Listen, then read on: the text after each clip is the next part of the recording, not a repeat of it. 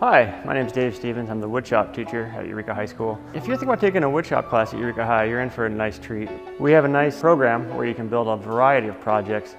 In Wood 1, you start off by learning the basics. Wood 2 and 3, you kind of explore your own options and gain experience in an open shop setting. You work with your friends, you're up out of your seat most of the day, so if you're looking for a class that you want to explore and have the freedom to kind of move around, this is a good class for you to take. Some of the projects that were built in this class, I have had kids made a full-size bar. I had a student make a nice kayak. I've had kids make a lot of furniture for their homes, jewelry boxes.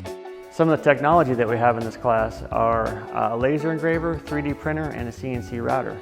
So if you're interested in using computers and woodworking, this is a great class for you to take.